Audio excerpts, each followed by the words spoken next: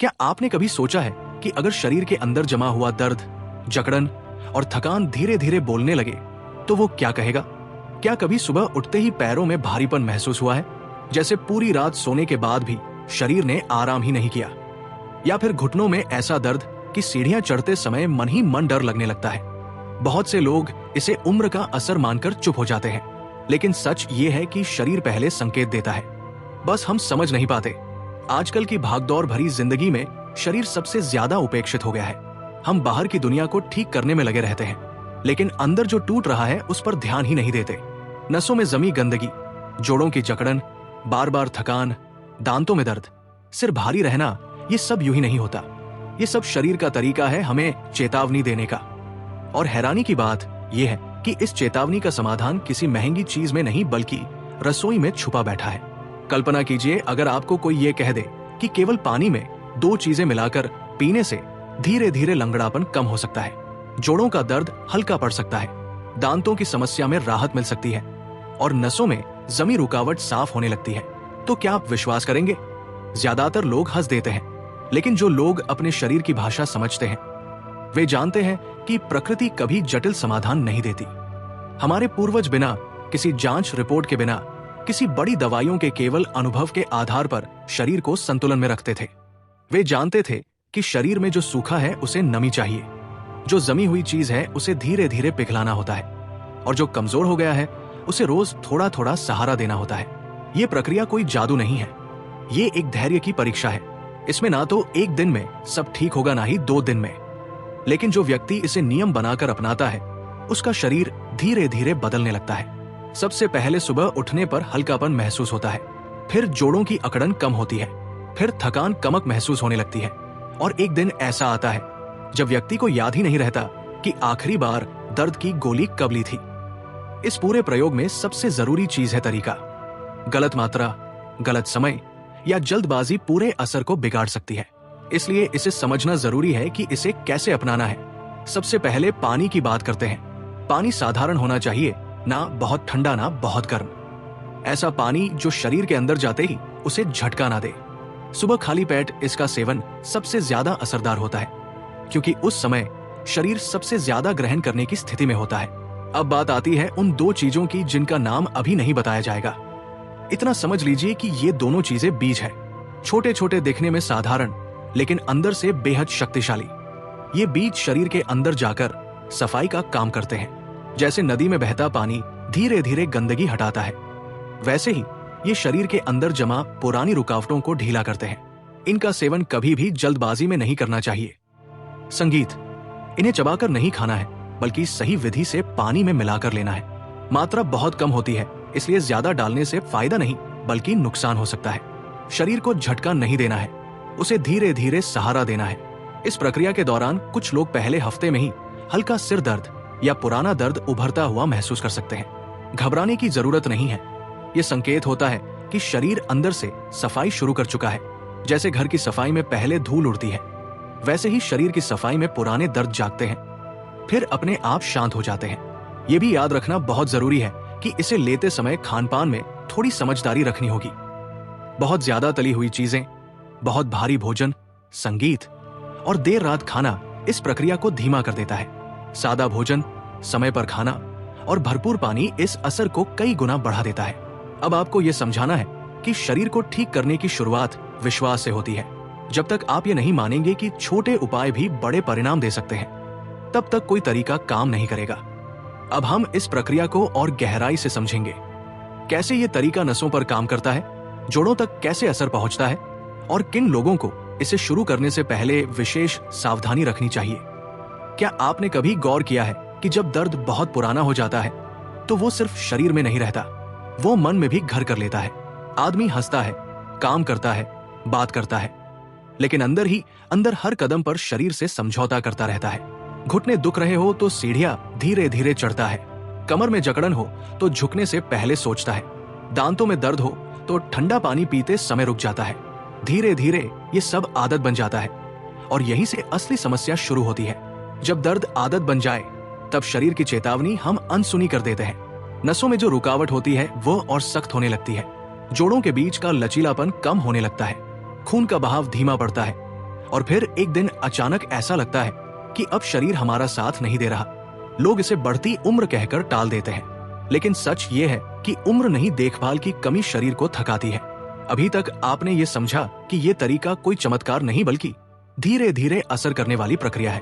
अब भाग 2 में ये समझना जरूरी है कि ये तरीका अंदर कैसे काम करता है। जब हम सुबह खाली पेट हल्के गुनगुने पानी में वे 2 चीजें मिलाकर पीते हैं तो सबसे पहला असर पाचन तंत्र पर पड़ता है।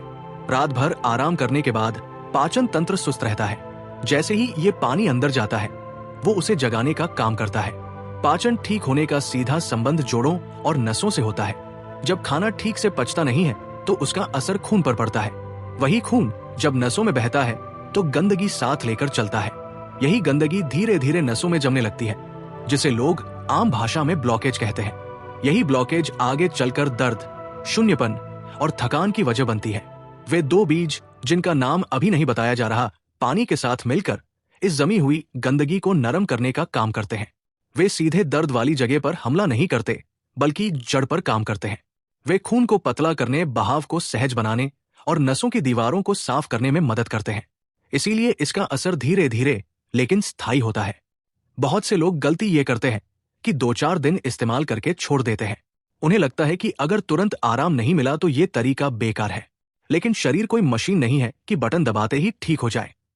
जिस दर्द को बनने में सालों लगे हैं उसे ठीक होने में समय देना ही पड़ेगा। कम से कम 21 दिन तक इसे लगातार अपनाना जरूरी है। तभी शरीर अपनी पुरानी स्थिति से बाहर निकलना शुरू करता है। मात्रा का ध्यान रखना बेहद जरूरी है। बीज बहुत शक्तिशाली होते हैं। ज्यादा लेने से शरीर में गर्मी बढ़ सकती है, जिससे बेचैनी, मुंह में छाले या हल्का चक्कर महसूस हो सकता है। इसीलिए हमेशा सीमित मात्रा ही ले, जितनी बताई जाएगी। पानी में डालने के बाद उसे कुछ देर छोड़ देना भी जरूरी होता है, ताकि बीजों की ताकत पानी में उतर सके। इसे पीते समय मन शांत होना चाहिए। जल्दबाजी में खड़े खड़े या तनाव में पीना इसके असर को कम कर देता है। बेहतर है कि सुबह उठकर शौच के बाद आराम से बैठकर इसे पिया जाए। इसके बाद कम से कम 30 मिनट तक कुछ न खाया जाए, ताकि शरीर इसे पूरी तरह आत्मसात कर सके। इस दौरान शरीर कुछ संकेत देता है जिन्हें समझना जरूरी है। अगर पेशाब का रंग थोड़ा बदल जाए या बार बार पेशाब आने लगे तो ये अच्छा संकेत है। इसका मतलब है कि शरीर अंदर की गंदगी बाहर निकाल रहा है। अगर पुराने दर्द कुछ समय के लिए उभरे तो डरने की जरूरत नहीं है। ये सफाई की प्रक्रिया का हिस्सा है। जो लोग बहुत ज्यादा कमजोरी महसूस करते हैं उन्हें घबराने की जरूरत नहीं है। शुरुआत में ऐसा लग सकता है कि शरीर भारी हो गया है या आलस बढ़ गया है, लेकिन जैसे जैसे अंदर की सफाई होती है वैसे वैसे ऊर्जा वापस आने लगती है। कई लोग बताते हैं कि उन्हें नींद बेहतर आने लगती है, सुबह उठना आसान हो जाता है और मन हल्का महसूस होता है। इस प्रक्रिया के साथ अगर आप रोज थोड़ा चलना शुरू कर दें तो असर कई गुना बढ़ जाता है। बहुत तेज कसरत की जरूरत नहीं है, बस इतना कि शरीर हिलता रहे। बैठे बैठे रहने से नसों में फिर से जकड़न आ सकती है, इसलिए हल्की गतिविधि जरूरी है। जब तक आप ये नहीं समझेंगे कि शरीर अंदर से कैसे ठीक होता है तब तक धैर्य नहीं रख पाएंगे। अब मैं उसे बीज का नाम बताऊंगा जो इस पूरी प्रक्रिया की रीढ़ है। वो बीज क्यों चुना गया, उसका असर क्या है और उसे कैसे इस्तेमाल करना है। अभी के लिए बस इतना याद रखिए कि आप किसी साधारण उपाय की ओर नहीं बढ़ रहे, बल्कि एक ऐसी आदत बनाने जा रहे हैं जो आपके शरीर को लंबे समय तक सहारा दे सकती है। क्या आपने कभी यह महसूस किया है कि जब कोई बात लंबे समय तक छुपी रहती है तो उसे जानने की उत्सुकता मन को बेचैन कर देती है? अभी तक आपके मन में यही सवाल घूम रहा होगा कि आखिर वे 2 बीज कौन से हैं जिनकी इतनी ताकत बताई जा रही है। आज उसी बेचैनी को थोड़ा सुकून मिलने वाला है, क्योंकि अब समय आ गया है पहले बीज के नाम और उसके रहस्य को समझने का। पहला बीज है धनिया का बीज। जी हाँ, वही धनिया जिसे हम रोजमर्रा के खाने में मसाले के रूप में देखते हैं, लेकिन बहुत कम लोग जानते हैं कि इसके छोटे छोटे दाने शरीर के अंदर कितनी गहरी सफाई कर सकते हैं। धनिया का बीज दिखने में साधारण है, लेकिन इसकी तासीर और गुण इसे असाधारण बना देते हैं। ये शरीर में जमा हुई गर्मी को संतुलित करता है और खून को साफ करने में अहम भूमिका निभाता है। धनिया के बीज का सबसे बड़ा असर नसों पर पड़ता है। जब नसों में गंदगी जम जाती है तो खून का बहाव धीमा हो जाता है। इसी वजह से पैरों में झंझनाहट, हाथों में सुन्नपन, सिर भारी रहना और जल्दी थक जाना जैसी समस्याएं पैदा होती हैं। धनिया का बीज इस जमी हुई गंदगी को धीरे धीरे ढीला करता है और शरीर को उसे बाहर निकालने में मदद करता है। अब बात करते हैं इसे लेने की सही विधि की। क्योंकि सही तरीका ही सही नतीजा देता है। रात को सोने से पहले एक गिलास साधारण पानी ले, उसमें आधा छोटा चम्मच धनिया के बीज डाल दे। इन्हें कूटना या पीसना नहीं है, साबुत ही डालना है। अब इस पानी को ढककर रख दें और सुबह तक छोड़ दें। रात भर में धनिया के बीज अपनी ताकत पानी में छोड़ देते हैं। सुबह उठकर इस पानी को छान ले, बीज अलग कर दें और सिर्फ वही पानी पिए। इसे खाली पेट आराम से बैठकर पिए, जल्दबाजी ना करें। एक एक घूंट लेकर पिए ताकि शरीर इसे अच्छी तरह स्वीकार कर सके। इसके बाद कम से कम आधे घंटे तक कुछ भी ना खाएं और ना पिए। मात्रा का ध्यान रखना बहुत जरूरी है। आधा छोटा चम्मच से ज्यादा धनिया के बीज नहीं लेने हैं। कई लोग सोचते हैं कि ज्यादा लेंगे तो असर तेज होगा, लेकिन ऐसा करने से शरीर में ठंडक ज्यादा बढ़ सकती है, जिससे कमजोरी या चक्कर जैसा महसूस हो सकता है। संतुलन ही इसका असली नियम है। धनिया के बीज का असर सिर्फ नसों तक सीमित नहीं है, ये जोड़ों में जमी सूजन को भी धीरे धीरे कम करता है। जिन लोगों को घुटनों में दर्द रहता है, उठने बैठने में तकलीफ होती है, उन्हें कुछ दिनों के बाद हल्कापन महसूस होने लगता है। ये दांतों के दर्द में भी सहायक होता है, क्योंकि ये शरीर के अंदर मौजूद सूजन को कम करने का काम करता है। शुरुआत के कुछ दिनों में शरीर प्रतिक्रिया दे सकता है। पेशाब का रंग बदलना, पेशाब की मात्रा बढ़ना या हल्का सिर दर्द होना इस बात का संकेत है कि शरीर सफाई के मोड में आ चुका है। घबराने की जरूरत नहीं है, ये सब कुछ समय बाद अपने आप ठीक हो जाता है। अगर बहुत ज्यादा परेशानी महसूस हो तो एक दिन का अंतर देकर फिर से शुरू किया जा सकता है। इस दौरान खान पान का ध्यान रखना भी उतना ही जरूरी है। बहुत ज्यादा मसालेदार, तली हुई या बाहर की चीजें इस प्रक्रिया को धीमा कर देती है। कोशिश करें कि भोजन हल्का और सादा हो। हरी सब्जियां, दाल और पर्याप्त पानी इस असर को और बेहतर बनाते हैं। धनिया का बीज उन लोगों के लिए भी फायदेमंद है जो हमेशा थकान महसूस करते हैं। जब खून साफ होता है और बहाव ठीक होता है तो शरीर को ऊर्जा मिलने लगती है। कई लोग बताते हैं कि कुछ हफ्तों के बाद उन्हें दिन में नींद नहीं आती और काम करने का मन करता है। ये याद रखना बहुत जरूरी है कि धनिया का बीज अकेले पूरी कहानी नहीं है। ये तो सिर्फ शुरुआत है। ये शरीर को तैयार करता है, रास्ता साफ करता है ताकि दूसरा बीज अपना काम और बेहतर तरीके से कर सके। जैसे खेत की जुताई के बिना बीज बोने का फायदा नहीं, वैसे ही ये पहला बीज शरीर की जमीन को तैयार करता है। अब आपको ये समझना होगा कि बड़ी बड़ी दवाइयों से पहले छोटे उपायों की ताकत को पहचानना जरूरी है। जो लोग धैर्य रखते हैं वही इसका असली लाभ देखते हैं। अब हम दूसरे बीज का नाम सामने आएगा जो इस पूरी प्रक्रिया को पूरा करता है और असर को स्थायी बनाने में मदद करता है। अब तक आपने जो सीखा है उसे अपने मन में बैठा ले। अभी कहानी खत्म नहीं हुई है। असली संतुलन और पूरा रहस्य अब खुलने वाला है, जहां आपको दूसरा बीज जानना बेहद ही आवश्यक है। क्या आपने कभी महसूस किया है कि जब आधी बात समझ में आ जाती है तब मन बाकी आधी के लिए और ज्यादा बेचैन हो जाता है? अब तक शरीर की सफाई शुरू हो चुकी है, रास्ते खुल चुके हैं, अंदर जमी पुरानी गंदगी ढीली पड़ने लगी है। लेकिन क्या सिर्फ इतना काफी है?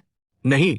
अगर सफाई के बाद शरीर को मजबूती ना मिले तो पुरानी समस्या दोबारा लौट सकती है। यही वजह है कि अब समय आ गया है दूसरे बीज को समझने का, जो इस पूरी प्रक्रिया को पूरा करता है। दूसरा बीज है सोयाबीन। ये वही बीज है जो शरीर को सिर्फ साफ ही नहीं करता बल्कि अंदर से ताकत भी देता है। बहुत से लोग सोयाबीन को सिर्फ प्रोटीन से जोड़कर देखते हैं, लेकिन इसके बीज रूप में इस्तेमाल होने पर इसका असर कहीं ज्यादा गहरा होता है। जब नसों की सफाई धनिये के बीज से शुरू हो जाती है, तब सोयाबीन उस साफ रास्ते पर ताकत और चिकनाहट देता है, जिससे जोड़ों और नसों को सहारा मिलता है। सोयाबीन का सबसे बड़ा असर जोड़ों पर पड़ता है। जिन लोगों को चलने में दर्द, घुटनों में आवाज, कमर में जकड़न या लंबे समय तक बैठने के बाद उठने में परेशानी होती है, उनके लिए ये बीज बहुत मददगार साबित होता है। ये जोड़ों के बीज की सूखापन को कम करता है और धीरे धीरे लचीलापन लौटाने में मदद करता है। अब बात करते हैं इसकी सही विधि की, क्योंकि यहां जरा सी गलती असर को बिगाड़ सकती है। सोयाबीन को कभी भी कच्चा या सीधे नहीं लेना चाहिए। रात को एक छोटा चम्मच सोयाबीन ले और उसे साफ पानी में भिगो दे। पानी इतना हो कि सोयाबीन अच्छे से डूब जाए। इसे पूरी रात भीगने दे। सुबह यह फूल जाएगा और नरम हो जाएगा। सुबह उस पानी को फेंक दे और सोयाबीन को साफ पानी से धो ले। अब इसे हल्का उबालना जरूरी है, ज्यादा नहीं, बस इतना कि वो पूरी तरह नरम हो जाए और कच्चापन खत्म हो जाए। उबालने के बाद इसे ठंडा होने दे, फिर इसे अच्छी तरह चबा चबा कर खाएं। इसे निगलना नहीं है, बल्कि मुंह में अच्छे से चबाना बहुत जरूरी है। मात्रा यहां भी सीमित रखनी है। रोज सिर्फ एक छोटा चम्मच भिगोया हुआ सोयाबीन ही काफी है। ज्यादा लेने से शरीर पर बोझ पड़ सकता है, जिससे गैस या भारीपन महसूस हो सकता है। इसे सुबह खाली पेट नहीं लेना है। धनिये वाले पानी के कम से कम 1 घंटे बाद ही सोयाबीन लेना सबसे बेहतर रहता है। सोयाबीन शरीर को अंदर से पोषण देता है। ये नसों को मजबूती देता है, जिससे सुन्नपन और झंझनाहट धीरे धीरे कम होने लगती है। जो लोग लंबे समय से थकान और कमजोरी महसूस करते हैं, उन्हें कुछ हफ्तों में फर्क महसूस होने लगता है। शरीर में स्थिरता आती है और चलने फिरने में आत्मविश्वास बढ़ता है। इस पूरी यात्रा में सबसे जरूरी बात है निरंतरता। धनिये के बीज से सफाई और सोयाबीन से ताकत दोनों को साथ साथ चलाना जरूरी है।